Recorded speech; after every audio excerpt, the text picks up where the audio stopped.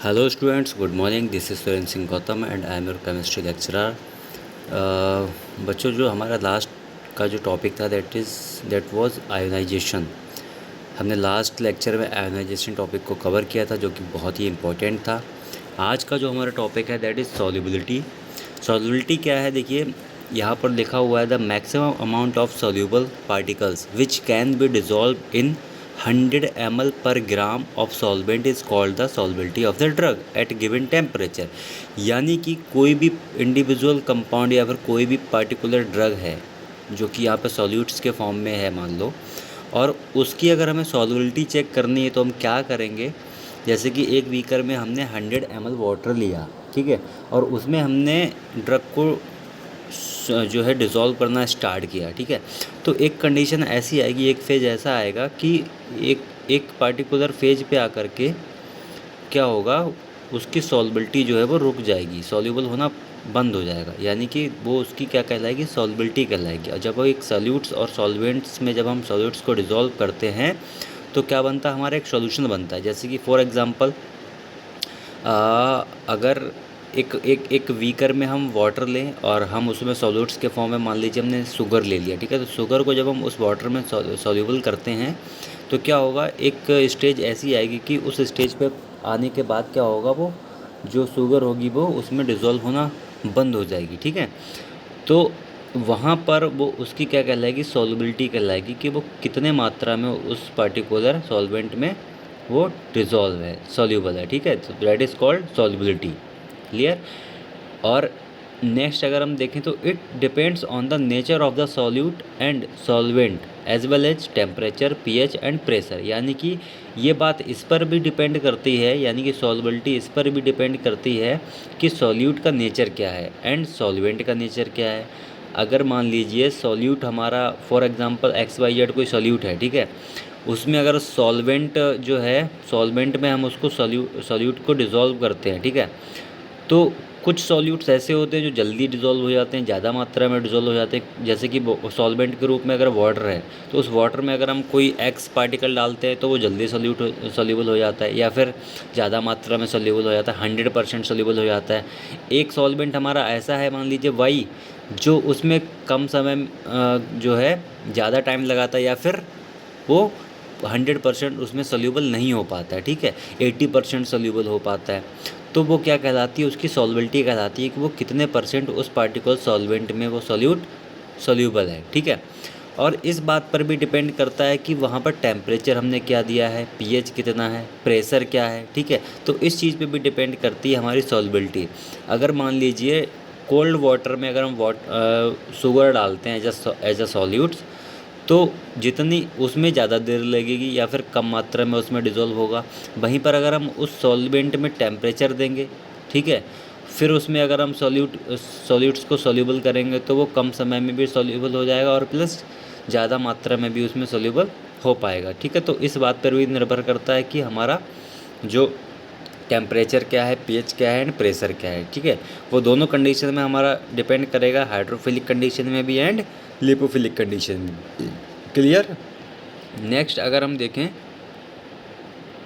The atoms and molecules of all organic substances all held together by various types of bonds, ठीक है, various types of bonds. यानी कि यहाँ पर आपको फॉर एग्जांपल दे रखा है हाइड्रोजन बॉन्ड, जो हाइड्रोजन बॉन्डिंग में भी हेल्प करती है। हाइड्रोजन बॉन्डिंग जो होती है वो भी हेल्प करती है हमारे सॉल्युबिलिटी में। एंड डाइपोल डाइपोल इंट्रैक्शन वाला जो फोर्स होता है वो भी काम आता है सॉल्युबिलिटी में। एंड आयोनिक बॉन्ड फॉर्मेशन वाला जो सॉल्ट होता है वो भी सॉल्युबिलिटी के लिए काम आता है, ठीक है। मेथड्स की बात करें तो method to improve solubility of drugs. अब किसी भी ड्रग्स की सॉल्युबिलिटी को इम्प्रूव करने के मेथड्स क्या हैं उसके बारे में जानते हैं। फर्स्ट हमारा जो मेथड है that is alter the structure of molecules. अब मान लीजिए फॉर एग्जांपल आप कोई भी पार्टिकल डिज़ोल्व कर रहे हो सॉल्वेंट में, ठीक है, तो जो पार्टिकल हम सॉल्वेंट में डिज़ोल्व कर रहे हैं उस पार्टिकल का साइज अगर बड़ा है तो वो देर में डिज़ोल्व होगा। जैसे कि अगर शुगर है, जैसे मिश्री का रूप आपने देखा होगा, वो बड़ा होता है, बड़ा पार्टिकल होता है। उसको अगर आप सॉल्वेंट में डाल करके यानी कि वाटर में डाल करके डिज़ोल्व करोगे तो ज़्यादा टाइम लगेगा, ठीक है। वहीं पर अगर उसकी सॉल्बिलिटी को बढ़ाना है तो अगर हम छोटे छोटे पार्टिकल्स यानी कि जो महीन चीनी होती है उसको डाल करके अगर हम उसमें सॉल्युबल करेंगे तो उसमें कम टाइम लगेगा, यानी कि वहाँ पर सॉल्युबिलिटी, रेट ऑफ सॉल्युबिलिटी बढ़ जाएगी। ठीक है, तो ये एक मेथड है सॉल्युबिलिटी को इंक्रीज़ करने का, इम्प्रूव करने का। ठीक है, अगर हम स्मॉल पार्टिकल्स को सॉल्युबल करेंगे, ठीक है, डिज़ोल्व करेंगे सॉल्वेंट में, तो वो ईजिली डिज़ोल्व हो जाएगा, सॉल्युबल हो जाएगा। ठीक है, सेकंड जो हमारा मेथड है दैट इज़ यूज़ ऑफ को सॉल्वेंट्स, जैसे कि इथेनॉल। अगर मान लीजिए उस पार्टिकुलर सॉल्वेंट में वो पार्टिकल डिज़ोल्व नहीं हो पा रहा है, तो हम उसमें क्या करेंगे, सॉल्वेंट्स को सॉल्वेंट उसमें ऐड करेंगे जिससे कि वो जल्दी से या फिर ज़्यादा मात्रा में डिज़ोल्व हो जाए, तो उसमें हम एथेनॉल को यूज़ कर सकते हैं। ठीक है, नेक्स्ट जो हमारा वो है addition of surfactants, addition of surfactants. अब देखो सर्फेक्टेंट्स क्या होते हैं, जैसे कि जब दो इमिसिबल लिक्विड होते हैं, ठीक है, उनको अगर हम जब हम मिलाते हैं तो क्या होता है, वो जल्दी से डिजॉल्व, जैसे कि मान लीजिए एक हाइड्रोफिलिक है, एक हमारा लिपोफिलिक है। ठीक है, तो दोनों एक दूसरे में डिजॉल्व नहीं होंगे, ठीक है ना, उसमें सरफेक्टेंट सरफेस बन जाएगी। ठीक है, तो उसमें हम उस सरफेस को हटाने के लिए, यानी कि उन दोनों लेयर्स को, ठीक है, आपस में डिज़ोल्व करने के लिए हम उसमें एज अ सरफेक्टेंट्स यूज़ करेंगे जिससे कि वो दोनों लेयर्स आपस में अच्छे से मिसिबल हो पाएँ। ठीक है, यानी कि दो इमिसिबल लिक्विड्स को आपस में मिलाने के लिए, डिज़ोल्व करने के लिए हम यहाँ पर सरफेक्टेंट्स का यूज़ करेंगे जिससे कि दोनों लेयर, जैसे कि एक अगर ऑयल फेज़ है, एक वाटर फेज़ है, उसको अगर हमें मिलाना है अच्छे से, अगर हमें उसमें सॉल्बिलिटी लानी है तो वहाँ पर हम सरफेक्टेंट्स को यूज़ करेंगे। ठीक है, नेक्स्ट हमारा कॉम्प्लेक्सेशन। कॉम्प्लेक्सेशन क्या है, कोई कॉम्प्लेक्सेशन जैसे कि कोई भी ड्रग फ्री फॉर्म में है, ठीक है, वो अच्छे से सॉल्युबल नहीं हो पा रही है, तो हम क्या करेंगे, उसको कॉम्प्लेक्स फॉर्म में फॉर्म कर देंगे जिससे कि वो अच्छे से सॉल्युबल हो जाएगी। ठीक है, अब नेक्स्ट जो हमारा that is important relation to biological action, जो बहुत ही इंपॉर्टेंट है कि बायोलॉजिकल एक्शन में इसका क्या रिलेशन है। ठीक है, तो bio availability of drugs mainly depends on their solubility in the given solvent system. अब देखिए जो बायो अवेलेबिलिटी होती है ड्रग की, अब देखो बायो अवेलेबिलिटी क्या होती है, मैंने कल भी बताया था कि बायो अवेलेबिलिटी टर्म वो टर्म होता है जैसे कि आपने कोई भी ड्रग ली, ठीक है, अब जब ड्रग लिया आपने, मुंह से आपने उसको लिया, ठीक है, अब वो आपके स्टमक में गई, स्टमक में जा कर के उसने क्या किया, वहाँ पर पार्टिकल्स, छोटे छोटे पार्टिकल्स में वो टूटी। ठीक है, वहाँ पे एचसीएल होता है हमारे स्टमक में, तो वो क्या हुआ, पार्टिकल्स में टूटी और वो वहाँ से स्मॉल इंटेस्टाइन में गई, स्मॉल इंटेस्टाइन से क्या हुआ, वो ब्लड सर्कुलेशन में गई। ब्लड सर्कुलेशन में जो ब्लड है हमारा पूरी बॉडी में सर्कुलेट करता है, तो वो कहाँ पर जा कर के बाइंड करेगी, वहाँ पर जा कर के बाइंड करेगी जहाँ पर हमारा कोई भी प्रॉब्लम होगी, जैसे कि अगर हमें सर दर्द हो रहा है तो वहाँ पर जा कर के वो साइट ऑफ एक्शन पे जा कर के बाउंड करेगी। ठीक है ना, तो हमारा जो है ये भी डिपेंड, हमारी bio availability of drugs mainly depends on their solubility. अब देखो वो ड्रग की सॉल्युबिलिटी पे डिपेंड करेगी हमारी बायो अवेलेबिलिटी। अब बायो अवेलेबिलिटी मैंने बताया कि क्या होती है, कि हमने ड्रग अगर मान लो 500 mg की ली, अब 500 mg की जब हमने ड्रग ली, जैसे कि मैंने बताया, आपने मुँह से ली, वो आपके स्टमक में गई, स्टमक में जा कर के क्या होगा, थोड़ी बहुत वहाँ पर लॉस होगी। ठीक है, फिर वहाँ से जब ब्लड सर्कुलेशन में जाएगी वहाँ पर थोड़ा बहुत आपका जो पार्ट होगा वो रह जाएगा, यानी कि आपने अगर 500 mg की ड्रग ली तो वो आपके साइट ऑफ एक्शन पर पहुंचते पहुंचते 400 mg अगर रह जाती है तो वो उसकी बायो अवेलेबिलिटी कहलाती है। ठीक है, तो ये डिपेंड करती है हमारी सॉल्युबिलिटी पर। अगर हमारे ड्रग्स की सॉल्युबिलिटी बहुत ही अच्छी है तो वो ज़्यादा मात्रा में उसकी बायो अवेलेबिलिटी होगी। ठीक है ना, ड्रग यानी कि solute must be in solution.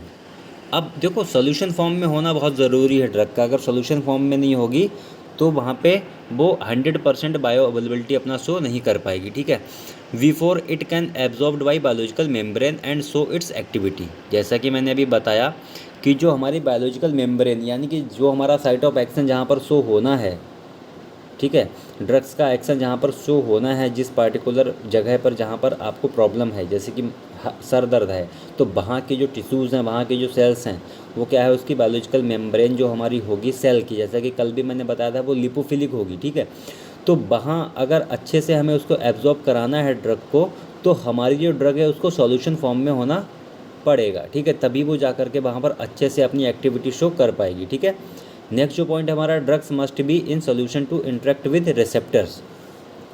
ठीक है, वही चीज़ है कि अगर अच्छे से रिसेप्टर पे जा कर के अगर वो बाइंड कर पा रही है, तो वो तभी कर पाएगी जब वो हमारी जो ड्रग होगी वो सोल्यूशन फॉर्म में होगी, तभी वो अच्छे से वहाँ पर इंटरेक्ट कर पाएगी। क्लियर? तो ये था हमारा सॉल्युबिलिटी। आई होप कि आपको सॉल्युबिलिटी समझ में आया होगा कि सॉल्युबिलिटी क्या होती है, इसका इंपॉर्टेंट क्या है, ठीक है ना। अब नेक्स्ट जो हमारा टॉपिक है that is partition coefficient. It's a most important topic, ठीक है। इसके बारे में अगर मैं आपको बताऊं पार्टीशन कोफिशिएंट क्या होता है, it is the ratio of concentration of A compounds, यानी कि कंपाउंड का क्या मतलब है यहाँ पर, drug, in the two phases of equilibrium, ठीक है। तो अगर मैं यहाँ पर बताऊँ आपको, जैसे कि मान लीजिए आपने 2 बीकर लिए, उन 2 बीकर में आपने क्या किया, सॉल्वेंट लिया और सॉल्यूट लिया, ठीक है। एक जो बीकर है उसका जो नेचर है वो लिपोफिलिक है, यानी कि ऑयली नेचर है। ऑयली नेचर के लिए जैसे हम कोई भी ऑर्गेनिक कंपाउंड यूज़ करेंगे, जैसे कि फिनॉल ऑयल हमने यूज़ किया, ठीक है, तो वो हमारा फिनोलिक नेचर हो गया, ठीक है। दूसरा हमारा बीकर है, उसमें हमने क्या किया, हाइड्रोफिलिक नेचर की ड्रग, हाइड्रोफिलिक नेचर है उस बीकर में जो हमारा सॉल्वेंट है उसका, ठीक है। तो उसमें हमने क्या किया, वाटर लिया, उसमें हमने सॉल्यूट डाला, कोई भी ड्रग डाली, ठीक है। तो दोनों बीकर हमने डाल लिए, तो क्या होगा, एक का जो नेचर है वो लिपोफिलिक है, दूसरे का जो नेचर है वो क्या है, हाइड्रोफिलिक है। जैसे कि यहाँ पर आप देख पा रहे हो ए एंड वी, ए जो हमारा वो लाइपोफिलिक है, वी जो हमारा वो क्या है, वो हाइड्रोफिलिक है, ठीक है। तो इसमें हमने क्या डाला, सॉल्यूट डाला, तो सॉल्यूट डाला तो उसमें हमने उसको अच्छे से सॉल्यूबल किया नहीं, और ठीक है ना। उसके बाद में अब आपको भी पता है कि जो लिपोफिलिक लेयर है, हाइड्रोफिलिक लेयर, वो दोनों अलग रहेंगी, आपस में मिल नहीं पाएंगी, ठीक है। हमने क्या किया, डिज़ोल्व करने के बाद में इस पूरे सॉल्यूशन को क्या किया, हमने एक फ़नल में लिया, सेपरेटिंग फ़नल में, और वहाँ पर जा कर के जब हमने उसको उसमें डाला, और वहाँ से हमने दोनों लेयर्स को अलग अलग कर लिया, अलग अलग बीकर में, ठीक है।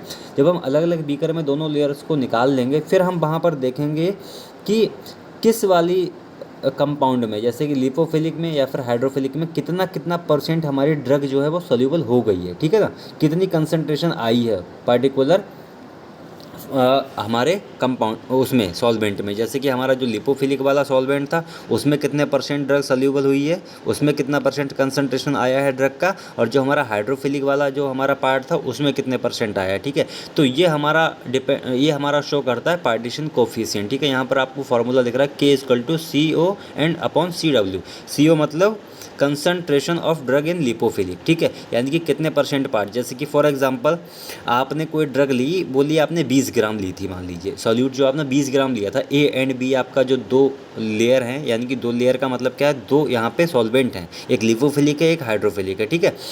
तो उसमें आपने जब 20 ग्राम ड्रग को डिजॉल्व किया था, तो जब हमने अलग अलग किया, उनको सेपरेट किया, तो हम ये देखेंगे कि जो लिपोफिलिक वाला हमारा सॉल्वेंट था उसमें कितने परसेंट जो ड्रग है वो डिज़ोल्व हुई है, और जो हमारा हाइड्रोफिलिक वाला सॉल्वेंट था उसमें कितने परसेंट डिज़ोल्व हुई है।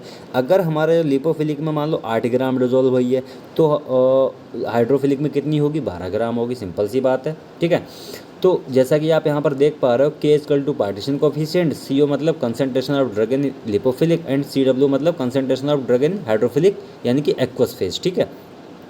तो जैसा कि मैंने बताया आपको, लिपोफिलिक में आपका कितना 8 ग्राम हुई थी, एंड हाइड्रोफिलिक में 12 ग्राम हुई, ठीक है। तो हम यहाँ पर क्या करेंगे, इस फॉर्मूले में लगाएंगे K= लिपोफिलिक कितना था 8 ग्राम, तो CO की जगह 8 रखेंगे अपॉन 12। तो यहाँ पर हम निकाल करके देखेंगे, ठीक है। अगर वो हमारा, जैसे कि आप यहाँ पर देख पा रहे हो नीचे, K=1, वो सॉरी K=1, अगर मान लीजिए हमारी जो ड्रग है वो पार्टीशन कोफिशिएंट है, वो अगर 1 से ज़्यादा है, देन ड्रग इज़ लिपोफिलिक। अगर वो 1 से ज़्यादा है तो हमारी ड्रग किस फॉर्म में होगी, वो लिपोफिलिक फॉर्म में होगी। अगर हमारा जो पार्टीशन कोफिशिएंट है वो लेस देन 1 है, यानी कि 1 से कम है, तो वो हमारी जो ड्रग होगी वो किस फॉर्म में होगी, हाइड्रोफिलिक फॉर्म में होगी। क्लियर? तो यहाँ पर अगर हम निकालेंगे 8/12, तो ये हमारा 1 से कम आएगा। तो इसका मतलब क्या है, जो उसकी सॉल्युबिलिटी है ड्रग की वो किस में ज़्यादा है, वो किस में ज़्यादा है, एक्वस फेज में ज़्यादा है। तो उसका जो सॉल्युबिलिटी होगी वो क्या होगी, एक्वस फेज में ज़्यादा होगी। तो वहाँ पर हमें ये पता चल जाएगा उसका पार्टिसिपेंट कोफिशिएंट क्या है, ठीक है ना। इंपॉर्टेंस यानी कि रिलेशन टू बायोलॉजिकल एक्टिविटी, इसका इंपॉर्टेंस क्या है, it affect drug absorption and distribution, ठीक है। It is generally used in combination with the partition coefficient to predict the distribution of drug in biological system. Since biological membrane are lipophilic in nature, so the rate of drug transfer is directly related to the lipophilicity of the molecule. जैसे कि मैंने आपको बताया जो biological membrane होती है वो lipophilic होती है, लिपोफिलिक नेचर। अगर हमारी जो ड्रग है वो अगर लिपोफिलिक नेचर की होगी तो वो आसानी से जाकर के डायरेक्टली जो है वो जा कर के उसमें बाइंड अप हो जाएगी, ठीक है। Helps to know the nature of drug that is hydrophilic और लिपोफिलिक फॉर इट्स सॉल्युबिलिटी, यानी कि बायोअवेलेबिलिटी। ये हेल्प करेगी हमारा जैसे कि अगर हमें पता है ड्रग का नेचर क्या है, ठीक है, तो हमें पता चल जाएगा कि वो हाइड्रोफिलिक है या फिर लिपोफिलिक है, ठीक है। तो उसकी आपको सॉल्युबिलिटी पता चल जाएगी, बायोअवेलेबिलिटी पता चल जाएगी कि क्या होने वाली है, ठीक है। It can be measured through separation method. ये जैसा कि मैंने आपको बताया, इफ़ द वैल्यू ऑफ, अगर उसकी वैल्यू अगर ज़्यादा है 1 से तो लिपोफिलिक नेचर में होगी, अगर वो 1 से कम है उसकी तो वो क्या होगी, हाइड्रोफिलिक नेचर में होगी। Clear. For example barbital equal to partition coefficient अगर हम देखें वार्बिटोल का तो वो 0.7 है, ठीक है। और फिनोबार्बिटोल का क्या है पार्टीशन कोफिशिएंट, वो 4.8 है, यानी कि हमारा क्या है वो 1 से ज़्यादा है। तो जो हमारा बार्बिटोल है वो क्या है हमारा हाइड्रोफिलिक नेचर में होगा, और जो हमारा फिनोबार्बिटोल है वो क्या होगा, वो हमारा लिपोफिलिक नेचर में होगा। यानी कि जो जब लिपोफिलिक नेचर में होगा तो तब वो जा करके हमारे साइट ऑफ एक्शन पे जल्दी से उस वहाँ पर एक्शन करेगा, जल्दी से एक्ट करेगा, और जो उसकी बायोअवेलेबिलिटी होगी वो बार्बिटोल से ज़्यादा होगी। क्यों? क्योंकि वो लिपोफिलिक नेचर का है, ठीक है। तो ये हमारा हो गया पार्टीशन कोफिशिएंट की किस तरीके से ये ड्रग हमारे साइट ऑफ एक्शन पे जाकर के काम करती है। पार्टीशन कोफिशिएंट निकालना मैंने आपको बता दिया किस तरीके से निकालते हैं दोनों की सॉल्युबिलिटी को देख करके, ठीक है। तो दोनों टॉपिक बहुत इंपॉर्टेंट हैं। आई होप कि आपको समझ में आया होगा। अगर कोई दिक्कत आती है, कोई प्रॉब्लम आती है तो आप मुझे डायरेक्टली कॉल करके पूछ सकते हैं, ठीक है। वीडियो बहुत लंबी होने वाली है, 16 मिनट की, 17 मिनट की हो चुकी है। तो thank you so much. Okay, take care, bye bye. कल फिर मिलते हैं नए टॉपिक के साथ में। Thank you so much, bye.